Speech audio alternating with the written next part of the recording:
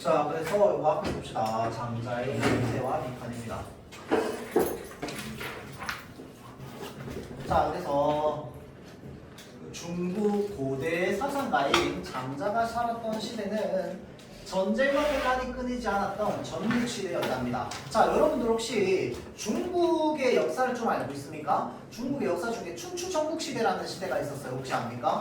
자, 그래서 이 춘추 전국 시대는 뭐냐면요, 이 중국의 대륙이 예를 들어서 뭐 대략적으로 한 뭐 이렇게 생겼다고 칩시다. 자, 그래서 중국의 대륙이 뭐 이렇게 생겼으면은 얘 중국 대륙이 엄청 넓은데 이 넓은 대륙 안에 조그마한 나라들이 막 수백 수천 개가 있는 거야. 막 엄청 조그마한 나라들이. 그러면 이 나라들끼리 서로 뭐 하느냐, 영토나 이권이나 이런 것들 또는 서로의 이 국가가 다르다는 건 국가의 어떤 사상이 다르다는 거거든. 그러니까 서로가 더 옳다라고 하는 식으로 이제 전쟁을 많이 했습니다. 맞죠? 그래서 이 중국 전국 시대는 전쟁이 끊이지 않았던 시대였어요. 자, 그러다 보니까 이 전쟁과 혼란이 끊이지 않았던 이 시대에 또 유명했던 게 바로 뭐였냐면 사상가들이 유명했습니다. 이 사상가들이 왜 유명했냐면요, 이 사상가들이 자신들의 사상을 좀 펼쳐가지고 인간들이 더 옳게 올바르게 살아가고자 하는 어떤 이제 내용들을 많이 알리려고 했어요. 그런데 그 와중에서 이제 대부분의 사상가들은 그러면 다른 사상들을 좀 받아들이려고 했을까요? 대부분 아니었겠지. 내가 옳다라고 얘기하는 사람들이 거의 대부분이었습니다. 맞죠? 자, 그래서 그런 이 수많은 사상가들 중에서 이러한 시대를 종식시키기 위해서, 그러니까 전쟁이 너무 난무하던 시대니까 그러한 시대를 종식시키기 위해서 방안을 찾던 사상가들을 뭐라고 했느냐? 제자백가라고 했습니다. 알겠죠? 자, 그래서 이러한 제자백가는 이제 전쟁을 종식시키기 위한 방안을 찾던 사상가들이었는데 장자도 그 중에 한 사람이었답니다. 자, 그래서 다른 사상가들은 자신의 해결책만이 올바르다고 주장했다는 거야. 그때 사상가들은. 그런데 장자는 뭐 했느냐? 그런 사람들을 비판했습니다. 그러니까 나의 사상이 옳다고만 이야기하던 사람들을 비판했어요, 장자는. 그러면서 사상가들이 올바른 해결책을 찾는 과정에서 잘못을 범하고 있다고 지적을 했대요. 그럼 어떤 잘못을 말하는데? 자신의 해결책만이 옳다고 생각하는 것을 비판했으니까 그게 잘못됐다고 생각하는 거겠지.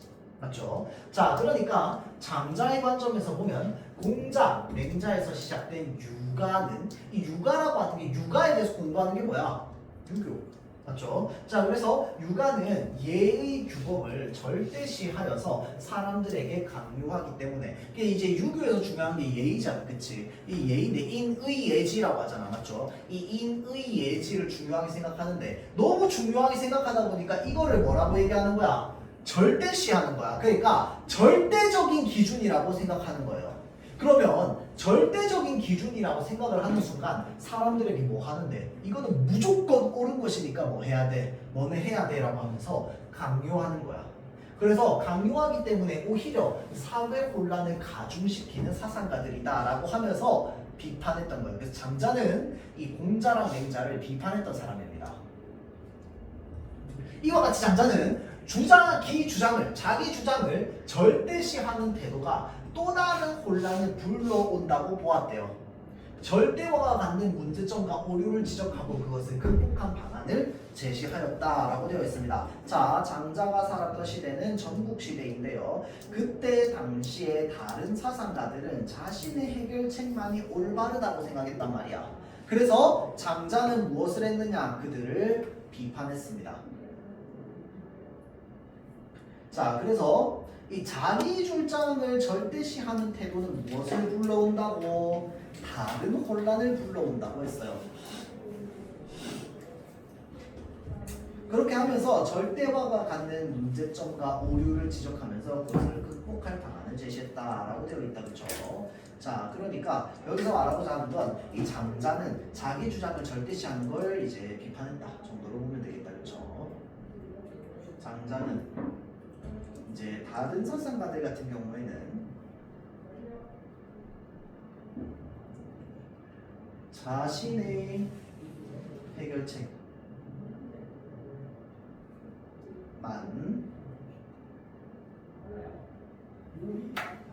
올바름이라고 생각했던 걸 어떻게 했다? 비판했습니다.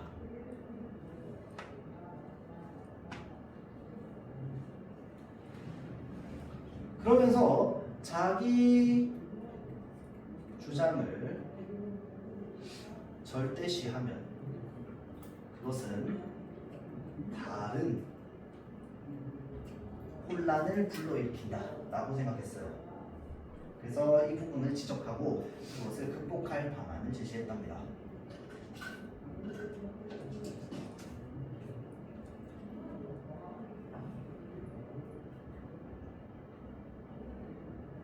우선 장자는 자기 주장의 절대화가 상대방을 이기고자 하는 욕망에서 비롯된다고 보았대요.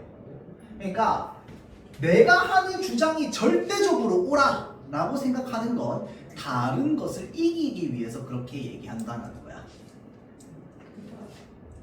그런데 만약에 어떤 사상가가 어떤 주장을 하는 목적이 혼란을 해결하는 것이라면, 그러니까 나는 내가 옳다라고 막 얘기하는데 내가 옳다고 하는 내용이 뭐냐면 사람은 이러해야 돼. 그래야지 혼란이 없어져 라고 말하는 게 나의 주장 내용이라면, 만약에 혼란을 해결하는 것이 목적이라면 자신의 주장이 아닌 다른 사상가의 주장이 혼란을 해결할 방법으로 채택되더라도 수긍할 것이란 말이야. 장자는 그렇게 생각했던 거야. 그러니까 예를 들어서 그 사람이 막 옳다고 생각해. 근데 내가 옳다고 생각한 거 말고 다른 사람이 옳다고 생각한 걸 채택했어. 근데 그렇게 채택함으로써 만약에 혼란이 없어져. 그럼 이 사람은 내가 주장한 것들을 좀 이렇게 좀 수그리고 그 주장을 인정하고 받아들일 수도 있잖아. 만약에 그렇게 해서 혼란이 없어졌다면. 그런데 그 당시에 사상가들은 그렇게 했다는 거야? 안 했다는 거야? 계속 내가 옳다는 걸 주장했다라는 거야. 맞죠? 그러면 장자가 보기에는 그럼 저 사람은 혼란을 없애는 게 목적이 아닌 건가? 라고 생각을 했던 거지. 무슨 말인지 알겠죠? 자, 그래서 목적이 혼란을 해결하는 것이라면 다 자신의 주장이 아닌 다른 사상가의 주장이 혼란을 해결할 방법으로 채택되더라도 아마 수긍 받아들였을 겁니다. 그런데 그들은 다른 사상가의 주장이 옳다거나 더 나을 수 있고 자기 주장이 틀리거나 부족할 수도 있다는 점을 결코 뭐 했다고 인정하지 않았다는 거야. 그러니까 장자를 제외한 다른 사상가들은 전부 자기가 부족할 수 있다는 걸 인정을 안 했다는 거야. 그냥 내가 주장하는 것이 가장 옳고 절대화된다, 절대시된다라고 생각을 했던 거야. 그러니까 자꾸 뭐만 생긴다? 혼란만 생긴다고 생각을 했던 거야. 다른 사람의 그 사상을 받아들이면 혼란이 안 생길 텐데 저렇게 자꾸 혼란이 생기는 게 나라가 수백 개로 쪼개지는 게 아마 저것 때문 아닐까? 라고 생각했던 거야, 장자는. 자, 그래서 이처럼 사상가들이 자신의 사상의 우월성을 내세우고 절대화한 것은 다른 사상가들을 제치고 이겨내고 자신이 정치 지도자로 선택되어서 자기 주장을 정책으로 시행해보고자 하는 욕심 때문에 다들 자기가 맞다고 주장하는 거야 라고 봤다는 거야, 장자는. 무슨 말인지 알겠죠? 그래서 그게 뭔데? 또 다른 혼란이 생긴다는 거야. 알겠죠? 자, 그러면 봅시다. 이 장자는요, 자기 주장의 절대화는 뭐 때문에 생긴다? 상대방을 이기고자 하는 욕망 때문에 생긴다. 만약에 혼란을 해결하는 게 목적이라면 다른 사상가의 주장이 채택되더라도 아마 수긍 받아들였을 것이다. 그런데 사람들은 그러지 않았단 말이야. 다른 사상가들은 결코 인정하지 않았습니다. 자, 이처럼 사상가들이 자신의 사상의 우월성을 내세우는 건 자기가 정치 지도자로 선택되어서 자기 주장을 정책으로 시행해보고자 하는 그런 욕심 때문에 그렇게 했었다라고 이야기를 하는 거죠. 자, 그래서 장자 입장에서 자기 주장 절대화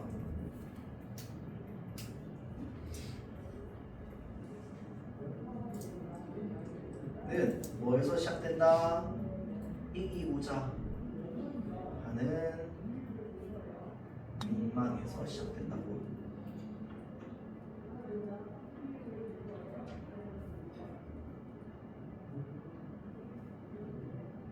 자, 그리고 어떤 주장을 하는 목적이, 예를 들어서 어떤 주장의 목적이 혼란을 해결하려고 한다면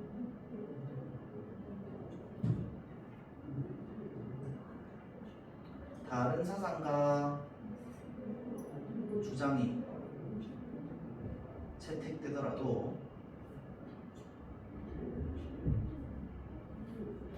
그것을 받아들이고 수긍했을 거야. 하지만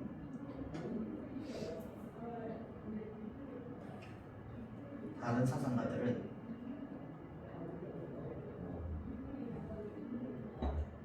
그 점을 결코 인정하지 않았습니다. 그 이유가 뭔데?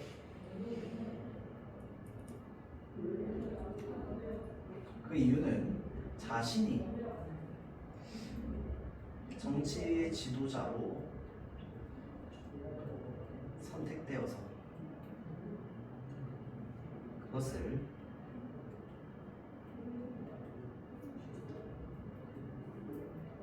정책으로 시행해보고자 하는 욕심 때문에 했다라고 하는 거죠.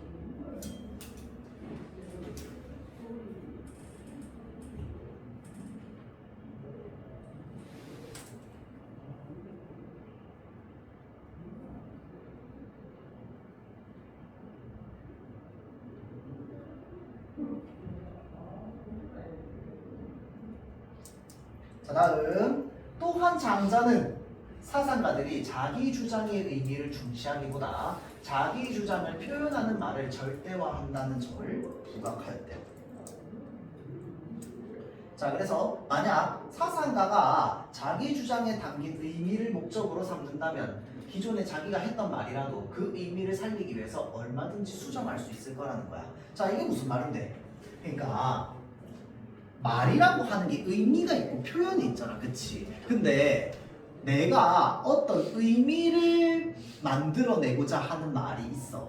근데 내가 목적으로 두고 있는 게 만약에 의미라면 내가 어떤 말을 했을 때 이 말이 이 의미로 좀 다가가지 못하면 어떻게 하면 돼? 좀 수정하면 돼. 맞죠? 이 시대에 따라서 좀 말이 좀 바뀔 수 있잖아, 그치? 내가 젊었을 때 했던 말, 늙었을 때 했던 말 달라질 수 있고, 그리고 그때는 맞았는데 지금은 틀릴 수도 있고, 그때는 틀렸는데 지금은 맞을 수도 있잖아, 그치? 근데 내가 의미를 목적에 두고 있다면 이 말은 별로 중요하지 않아요. 말 바꾸면 돼. 그때 내가 그렇게 말했지만 아닌 것 같다. 지금 와서 돌아보니 이게 맞는 것 같다. 라고 하는 식으로 말 바꿀 수 있잖아, 그치? 자, 그리고 그게 잘못된 게 아니야. 왜? 의미를 목적으로 두고 있기 때문에. 그럼 여기에서 말하는 의미가 만약에 사회 혼란을 없애는 거라면 사회 혼란을 없애기 위해서는 얼마든지 말을 바꿀 수 있다는 거야. 맞죠? 만약에 의미를 중요하게 생각하면 주장을 표현하는 말을 별로 중요하게 생각 안 하고 바꿀 텐데, 장자가 보기에는 저 사람들이 말을 안 바꾸는 이유는 바로 뭐 때문이라는 거야? 의미를 중요하게 생각하는 게 아니라 이 말의 표현을 훨씬 더 중요하게 생각해서 절대화했기 때문에 저 사람들은 말을 안 바꾸고 끝까지 자기 주장만 내세운다 라고 생각을 했던 거야. 알겠죠? 자, 그래서 사상가들이 자기 주장을 표현하는 말을 절대화하려고 했다는 거야. 그래서 만약 사상가들이 주장에 담긴 의미를 목적으로 삼는다면, 의미를 목적으로 삼으면 얼마든지 수정할 수 있을 겁니다. 그러나 당시의 사상가들은 말을 바꾸려고 하지 않았습니다.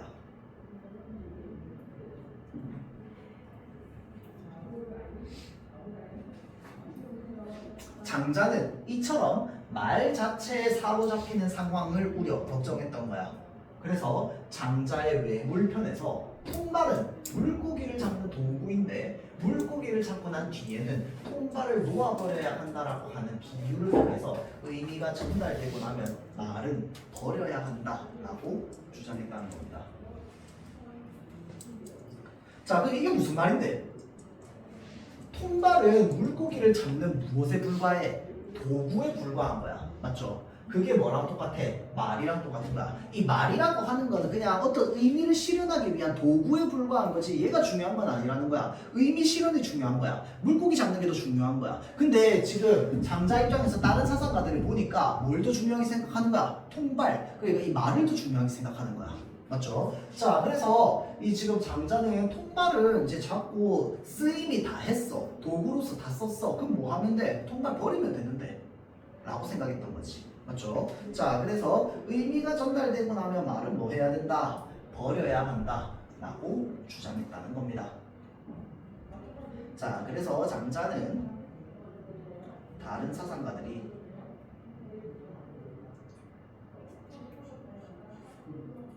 말을 절대화한다. 한 말은 전부 부각했습니다. 그래서 만약 if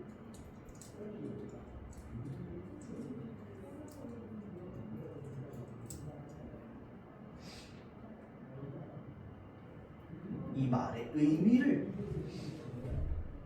목적으로 삼는다면 말을 얼마든지 수정했을 겁니다.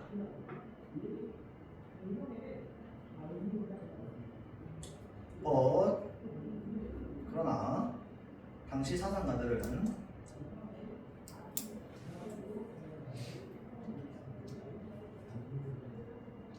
말을 바꾸려고 하지 않았습니다. 자, 그래서 장자는 어떻게 말했다? 통발 비유를 통해서 의미가 전달 완료됐어. 그러면 그 뒤에 말은 버려야 한다고 생각했다는 겁니다.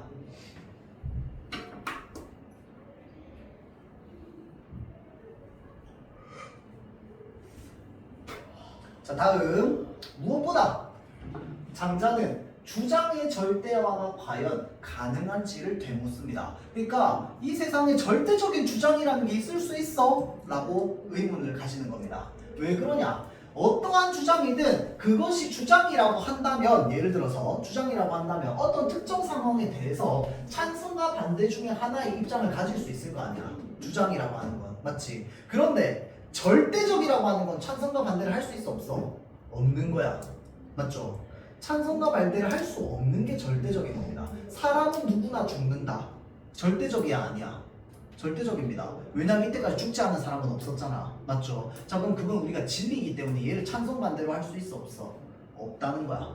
그런데 사람은 이렇게 살아야 옳다라고 하면 이거는 찬성 반대 할 수 있어 없어? 있지. 누구는 찬성하고 누구는 반대할 거 아니야. 이 방금 내가 뒤에 말했던 거 후자는 주장입니다. 근데 전자 사람은 누구나 죽는다는 주장이 될 수 있어? 없단 말이야. 왜냐면 이 말은 절대적이거든. 진리란 말이야. 맞지? 자, 그러니까 세상에 어떤 주장이 있다라고 하면 그 주장은 누구나 찬성 반대 중 하나의 입장을 가지게 될 거야.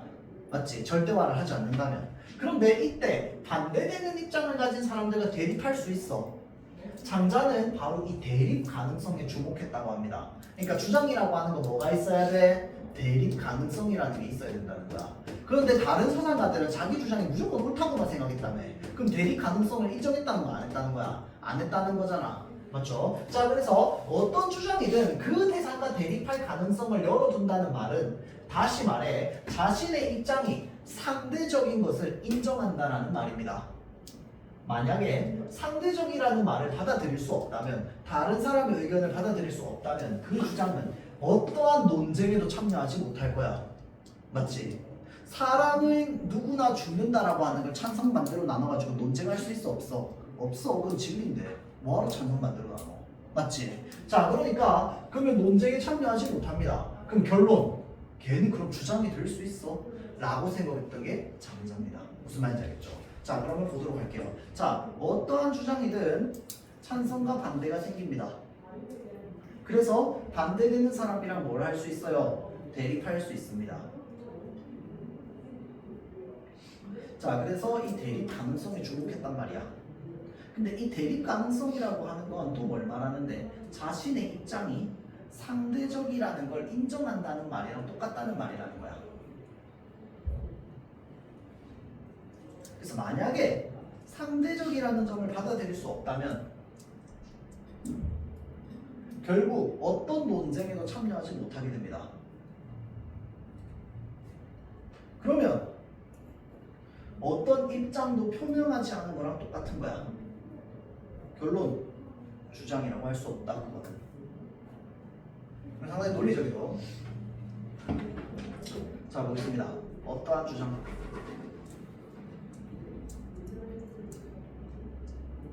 그것은 찬성, 반대로 나뉜다는 거야.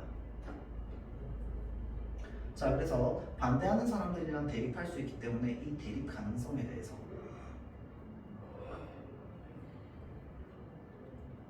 주목했다는 거고, 이 대립 가능성이라고 하는 건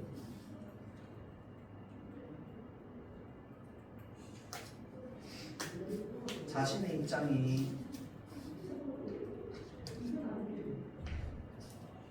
상대적이라는 걸 받아들이는 거랑 똑같다는 거야.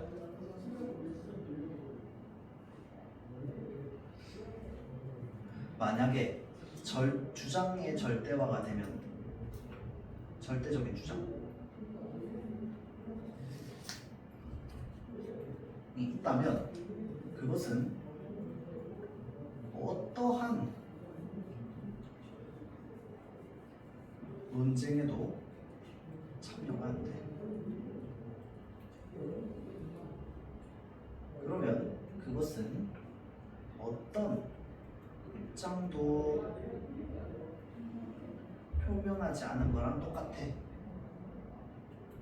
결론, 그 절대적 주장은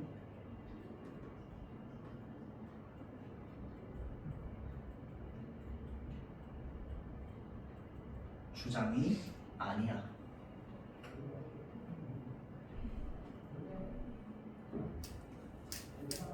자, 이처럼 장자는 자기 주장을 절대시하는 태도를 다각적으로 문제를 삼으면서 모든 주장이 상대적임을 깨닫고, 아까 했던 말이다, 그렇죠? 자, 우물한 개구리와 같은 편협하면서 벗어날 수 있는 대안을 찾고자 하였대요. 자, 그래서 장자는 혼란만 가중시키는 편협함에서 벗어나서 무엇보다 자신의 주장을 강요하는 자세를 버리고 열린 마음으로 참된 지식을 찾아 나가는 것이 필요하다고 하였다라고 되어 있는데, 이 사실 마지막 문단은 앞에 나왔던 내용 계속 반복입니다. 그렇죠? 자, 정리는 여기까지 보면 되겠다, 그렇죠? 자, 그렇게 해서 나중에 좀 문제 풀어보도록 하고요. 다음 76페이지입니다.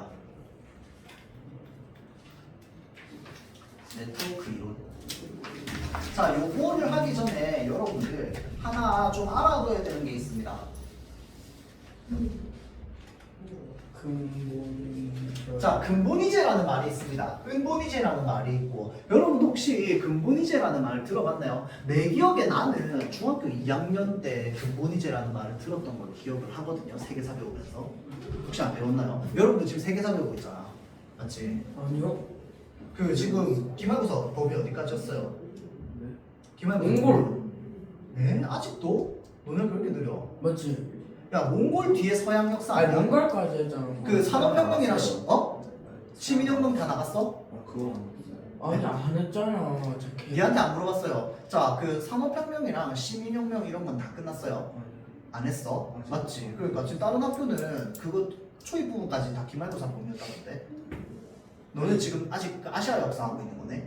끝났어요. 인도는 했어? 인도 역사 시험 보면 안 들어갔어?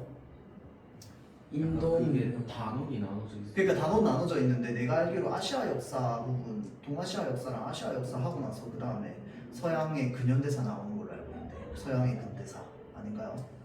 내 맞아요. 기억에 역사 교과서가 그런 순서로 돼 있었던 걸로 기억하거든요. 맞아요. 여러분 확실히 그럼 학교 진도가 좀 그렇게 빠른 편은 아니긴 하네요. 오케이. 자, 그럼 아마 2학기 때 배울 겁니다. 그럼 아직 산업혁명이랑 시민혁명 이런 것도 잘 모르겠네. 맞죠? 오케이, 알겠습니다. 자, 그 이제 산업혁명 당시에 이제 산업혁명이라고 하는 게 이제 영국을 중심으로 해서 유럽에서 일어났던 겁니다. 이 산업혁명이라고 하는 게 뭡니까? 이제 그 공장의 기본 형태가 만들어지는 겁니다. 그러니까 이제 이 증기기관차가 발명이 되면서 시작이 된 거죠. 그러니까 증기기관차가 발명이 되면서 이제 유통이 아주 빠르게 일어나기 시작합니다. 그러면서 이 석탄, 그러니까 석탄을 연료로 해가지고 공장도 돌리고 방앗간도 돌리고 다 이제 그런 식으로 바뀌는 거야. 산업화가 이루어지는 겁니다. 그러면서 압도적으로 무엇이 생겨나게 되느냐? 잉여 생산물이라고 하는 게 생겨나게 됩니다. 잉여 생산물. 뭔지 압니까? 생산물이 이제 남는 거야. 예전에는 생산하고 나면 소비 다 하고 나면 끝이었어. 이 나라 안에서. 근데 잉여 생산물이 나와. 이게 이제 축적이 되기 시작합니다. 이게 이제 나라의 재산이 되는 거야. 맞죠? 자, 그러면 이제 이것들을 바탕으로 이제 무엇을 하느냐? 이제 이 재산들을 바탕으로 이제 모든 사람들이 다 농민일 필요가 없는 거야. 예전에는 다 모든 사람들이 농민이어야만 했어. 맞죠? 근데 이제는 농민일 필요가 없는 거야. 직업이 다양해집니다. 왜냐면 농사에 종사하는 사람이 소수만 돼도 걔네들이 다 농사 지어가지고 잉여 생산물 남기니까 나라에 다 팔 수 있잖아. 그러면 다른 사람들 이제 뭐 하면 돼? 배 만드는 일 하면 돼, 무기 만드는 일 하면 돼, 다른 일들을 막 할 수 있는 거야. 공장에서 일도 할 수 있고 노동자가 될 수도 있고 점점점 산업이 아주 빠른 속도로 발전하는 거야. 그러다 보니까 이제 그 수많은 이제 기술들을 가지고 뭐 하는 거야? 온 세계를 다니면서 뭘 만들었어요? 식민지를 만들었지. 식민지를 만들어서 뭐 합니까? 그 식민지에 있는 자원들을 다 착취하죠. 착취해가지고 부를 더 쌓습니다. 그러니까 기하급수적으로 늘어나는 거야. 맞죠? 자, 그러다 보니까 이 화폐가 굉장히 중요했는데 이 화폐를 그러면 무엇을 단위로 할 건데?를 바로 본위제라고 합니다. 알겠죠? 자, 그러면 근본위제는 화폐의 단위가 뭐가 되는 거야? 금이 되는 거야. 그러니까 이 화폐의 정도를 어떻게 따지냐면 금의 무게로 따지는 거예요. 그래서 그것을 근본위제라고 합니다. 그럼 은본위제는 뭘까요? 은의 무게로 화폐의 가치를 정하는 것을 은본위제라고 합니다. 그래서 그때 유럽 사회는 어떤 나라는 은을 기준으로 해가지고 은본위제를 채택하고 있었고요. 어떤 나라는 금을 기준으로 해서 근본위제를 채택하고 있었어요. 그래서 그 배경이 좀 나오거든요. 그래서 은본위제와 근본위제에 대한 개념을 좀 알고 있어야지 어느 정도 이해가 좀 될 겁니다. 알겠죠? 자, 한번 보도록 할게요. 19세기 유럽의 각 국가들은 자국의 실정에 맞게 화폐 제도를 정비하고 금속 화폐를 법정 화폐로 주조하기 시작했답니다. 그러니까 은으로 화폐 만들고 금으로 화폐 만드는 거야. 그래서 그 무게에 따라서 뭐 하는 거야? 가치가 매겨지는 거야. 그래서 은화, 금화 이러잖아. 맞죠? 자, 그래서 주조하기 시작했습니다. 러시아, 이탈리아와 독일 지역에 있던 여러 국가들은 은화를 법정 화폐로 하는 은본위제를 채택하고 있었고요. 프랑스는 금화와 은화를 모두 법정 화폐로 하는 복본위제, 그러니까 복수의 금속을 이제 본위제로 채택했다 이 말입니다. 복본위제를 채택하고 있었고요. 이에 반해 상대적으로 가치가 높았던 금화, 금은 상대적으로 가치가 높잖아, 맞죠? 자, 그래서 가치가 높은 금화만을 법정 화폐로 채택하는 경우는 19세기 중반까지 영국이 유일했다고 합니다. 자, 그러나 1870년대부터 근본위제를 채택하는 국가들이 급속도로 증가하기 시작합니다. 1870년대면 19세기 후반이죠. 맞죠? 자, 그래서 이제 급속히 증가하여 이제 1880년대에 이르면 국내 및 국제 거래에 금을 기반으로 하는 국제 근본위제가 수립됩니다. 아주 빠른 시간 안에 대부분 은본위제를 채택하고 있었다가 다 뭘로 바뀌었다? 근본위제로 바뀌었다라는 거야. 100년도 채 안 되는 시간에. 맞죠? 자, 그러면 이 국제 근본위제는 왜 19세기 후반에 급속히 확산되었을까? 첫 번째. 자, 일부 학자들은 금화의 위조를 방지하는 기술이 19세기 후반에서야 도입되었음을 그 이유로 찾고 있대요. 일부 학자들은. 다음, 또 다른 학자들은 광산업에 종사하는 이들의 이해관계가 국제 근본위제 수립을 19세기 후반까지 늦추었다고 설명한대요. 자, 그러니까 광산업에 종사하는 이들의 이해관계라고 하는 건 뭔 말이냐면 사실은 광산에서 캐내는 게 뭐야? 은이랑 금일 거 아니야.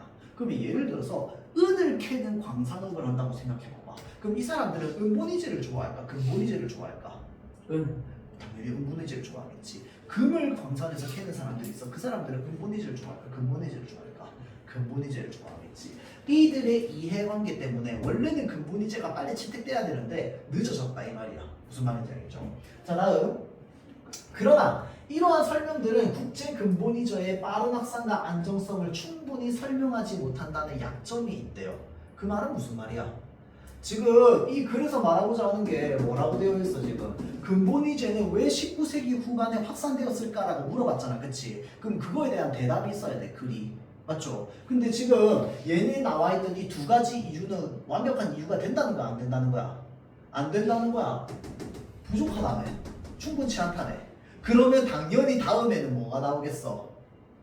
충분한 이유가 나오겠지. 이해됩니까? 자, 그럼 여기까지 읽었는데 여기까지 내용에서 중요한 거 있다 없다? 없어요. 무슨 말인지 알겠죠? 중요한 건 없는데 알아가야 되는 거. 일단 첫 번째, 근본이제는 처음에는 누구만 채택했다? 영국만 채택했다. 자, 다음 두 번째, 근본이제는 아주 빠른 시간 안에 어떻게 됐다? 확산됐다. 두 가지. 맞죠? 왜 확산됐는지는 아직까지 안 나와. 여기에 나와 있는 이유들은 다 충분하지 못한 이유들이야. 맞죠? 자, 그럼 여기서부터 한번 볼게요. 최근 경제학자들은 이 시기에 국제 근본이제의 급속한 구축과 안정을 네트워크 효과 이론으로 설명을 하려고 했대요. 자, 그래서 네트워크 효과란 무엇이냐? 특정 제품이나 서비스의 사용자 숫자가 어느 수준 이상 확보되면, 어느 수준 이상으로만 좀 모이면 그 사용자들끼리의 그 상호 영향으로 수요가 급격하게 증가한대요. 자, 그래서 그런 증가하는 현상을 의미한대요. 자, 그래서 네트워크 효과 이론에 따르면 소비자는 네트워크 효과를 일으킬 수 있는 성격을 가진 제품을 소비하고자 할 때 다른 소비자들의 소비를 참고하여 결정하게 된다는 거야. 이게 무슨 말인데? 그러니까 예를 들어서 너네들끼리 통용되는 게 있다고 칩시다. 뭐가 있을까요? 여러분 세대는 좀 아니긴 할 텐데 애기들 기준으로 한번 봅시다. 예를 들어서 카드가 있는데 포켓몬 카드랑 디지몬 카드가 예를 들어서 있다고 칩시다. 근데 포켓몬 카드보다 디지몬 카드가 훨씬 더 멋있어. 예뻐. 그런데 디지몬 카드는 사용하는 사람 별로 없어. 근데 포켓몬 카드는 사용하는 애들이 되게 많아요. 그래서 이 포켓몬 카드를 서로 주고받으면서 물물 교환 같은 걸 막 해. 그럼 그런 거래들이 이루어지면서 뭐가 만들어집니까? 네트워크가 만들어집니다. 맞죠? 그러니까 이미 소비자들이 숫자가 충분히 많이 확보되어 있다 보니까 자기들끼리 네트워크가 만들어지는 거야. 그러면 사실은 디지몬 카드가 더 좋은 것임에도 불구하고 사람들은 디지몬 카드를 사려고 할까요? 안 사려고 해. 사봤자 교환이 안 될 텐데. 맞지? 포켓몬 카드 쓰고 있는 디지몬 카드 필요 없을 텐데. 예를 들자면 그런 거야. 그게 네트워크 이론입니다. 그러니까 어느 정도 사용자 숫자가 확보되고 나면 그들 사이에서 네트워크가 형성되면서 이제 걔네들이 알아서 수요가 높아지는 거야. 지들끼리 물물 교환의 대상이 된다고 생각해봐봐. 그때부터는 사람들이 눈이 돌아가지고 어떻게 하는 거야? 더 좋은 포켓몬 카드 사려고 사람들은 자꾸 포켓몬 카드만 사는 거야. 그래서 내가 좋은 거 얻어. 그러면 물물 교환 더 좋은 거 할 수 있을 거 아니야. 예를 들자면. 맞지? 그러면 사람들은 디지몬 카드가 사실은 더 좋고 더 비싼 거임에도 불구하고 안 써. 무슨 말인지 알겠죠? 이게 네트워크 이론입니다. 알겠죠? 자, 이에 따라서 기업들은 초기의 수요가 어느 정도 확보되는지에 대해서 관심을 가지는 거야. 초기에. 자, 그래서 어떤 소비자가 다른 소비자들에게 영향을 주는지 판단해서 기업의 마케팅 전략을 구성할 수 있다는 거죠. 자, 그래서 경제학자들은 이 현상을 시장 분석에나 활용하지 않고 다양한 사회 현상들을 설명하는 데에도 활용하고 있다라고 되어 있으니까, 자, 지금 여기까지 읽었을 때 그래서 영국이 하던 근본이제를 왜 그렇게 수많은 나라들이 근본이제를 채택했는지에 대한 이유 나와 있어, 안 나와 있어? 아직까지도 안 나와 있습니다. 맞죠? 그럼 이 문단에서 말하고자 하는 건 뭔데? 네트워크 이론이라고 하는 게 무엇인지. 그럼 우리는 그것만 좀 얻어가면 되겠다. 그렇죠? 자, 네트워크 효과 이론은 무엇을 얘기하려고 하는데 서비스의 사용자의 숫자가요 어느 수준 이상 확보되면 사용자들끼리의 상호 영향으로 수요가 급격하게 증가하게 됩니다.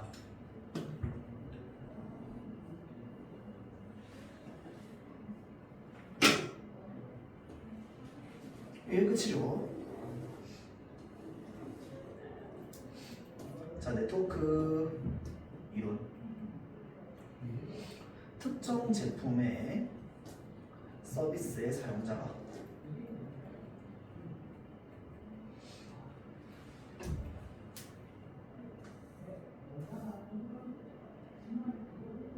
높으면, 그러니까 어느 수준 이상 확보되면 소비자들 사이에 소비자 상호 영향의 결과로 수요가 급격하게 증가하게 됩니다.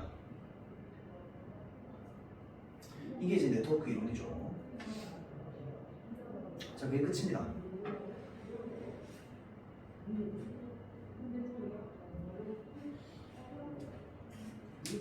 자, 다음 문단. 자, 19세기 후반의 근본이제 수립을 네트워크 효과 이론으로 설명하는 학자들은 이 시기 가장 중요한 역할을 한 국가로 영국과 독일을 지목한답니다. 자, 그러니까 어떻게 해석한다?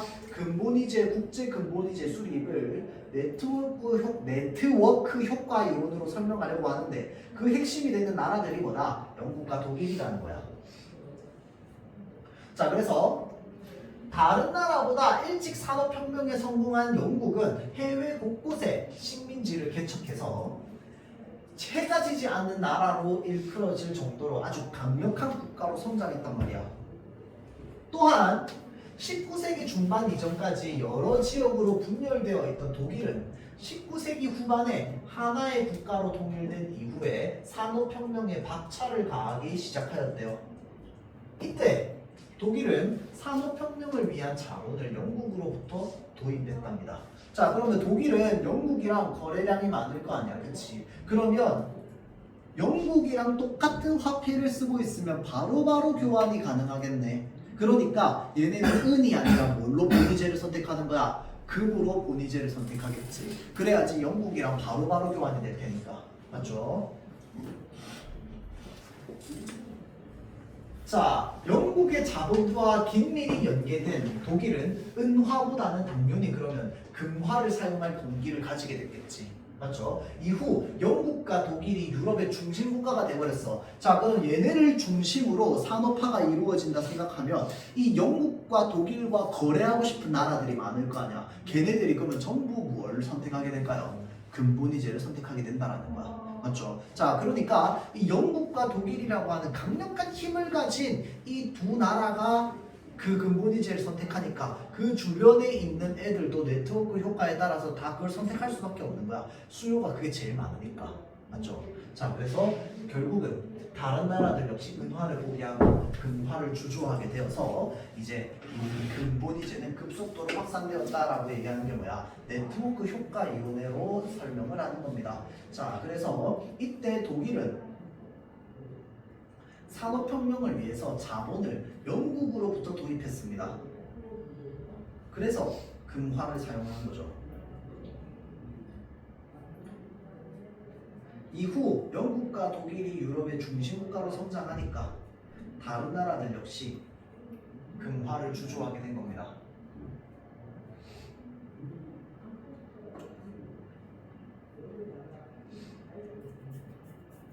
자, 그래서 영국과 독일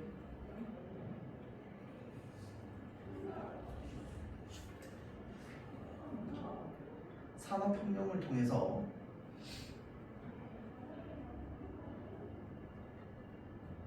유럽의 중심 국가가 되었습니다.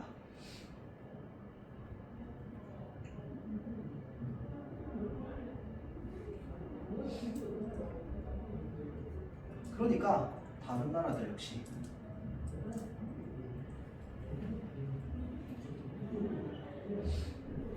금화를 주조하게 되는 거죠. 왜? 영국은 원래 근본이제였으니까. 이건 아까 1문단에 나왔던 글이었다, 그렇죠? 자, 다음 네트워크 효과로 구축된 국제 근본이제는 1차 세계대전 이전까지 국제협조를 통해서 안정적으로 운영되었대요. 예를 들어서 국제 근본이제 수립으로 은의 가치가 하락하자 은 광산업은 큰 피해를 입게 됐대요. 당연한 이야기. 맞죠? 자, 이에 미국은 은 광산업자들의 피해를 막기 위해서 그럼 은은 어느 나라에서 많이 캤다는 거야? 미국에서 많이 캤다는 거야. 맞죠? 광산업자들의 피해를 막기 위해서 국제 근본이제에서 이탈을 하려고 했대요. 그러니까 미국이 원래 어느 나라의 식민지였어요? 프랑스, 멕시코, 미국이 어느 나라 말 쓰는데? 미국, 미국 말했어요? 미국 말이 뭐라고 하는데? 영어. 영어는 어느 나라 말이야? 영국, 영국의 말이야. 미국이 영어를 쓰는 이유는 뭔데? 영국 사람들이 미국으로 넘어가서 살았기 때문이야. 미국에는 원래 누가 살고 있었어요? 인디언들이 살고 있었죠. 응? 원래 인디언들이 살고 있었는데 그 인디언들의 자리를 다 물러내고 뭐 했어? 영국이랑 유럽 사람들이 그 땅 차지해가지고 살고 있었잖아. 그래서 영국의 식민지였습니다. 미국은. 그런데 미국이 독립전쟁을 통해서 영국의 식민지로부터 벗어나죠. 맞죠? 자, 그러다 보니까 미국도 독립된 국가로서 뭔가 이제 그 주체성을 가지고 싶을 텐데 어찌됐건 영국의 식민지였기 때문에 원래는 어떤 걸 본위제로 선택했겠어? 당연히 근본위제를 선택했겠지. 원래는.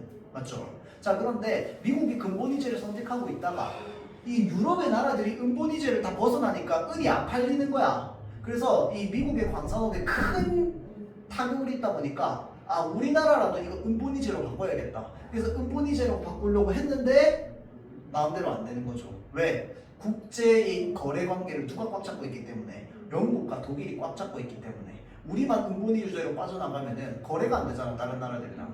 맞죠? 왜냐면 다른 나라는 은 안 사니까. 맞죠? 자, 그래서 국제 근본위제에서의 이탈을 시도했습니다. 그러나 영국과 독일이 근본위제를 유지하고자 하였고 그 결과 다른 국가들 역시 근본위제를 유지하게 되었죠. 자, 그에 따라 미국의 이탈 시도는 실패로 돌아가고 국제 근본위제는 계속 유지될 수 있었다 하고 마무리가 되어 있습니다. 맞죠? 자, 그래서 네트워크 효과로 구축된 근본위제는 미국이 근본위제에서 이탈을 시도했어. 그런데 영국과 독일이 근본위제를 유지하고 있으니까 그 이탈 시도는 어디로 돌아가? 실패로 돌아가. 뭐 때문에? 네트워크 이론 때문에. 은을 아무도 안 사거든. 맞죠? 그러니까 은을 돈으로서의 가치로 안 쓰는 거지. 맞죠? 자, 그래서 이 네트워크 효과로 인해서 근본위제가 만들어지니까 미국은 근본위제 이탈 시도를 했단 말이야. 그런데 영국과 독일이 근본위제를 유지하니까 미국의 이탈 시도는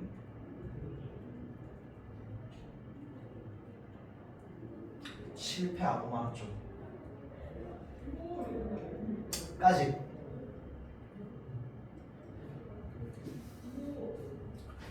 자, 이거 읽고 문제 풀고 쉬는 시간 좀 가지고요. 4시 정각에 시작하겠습니다. 48분.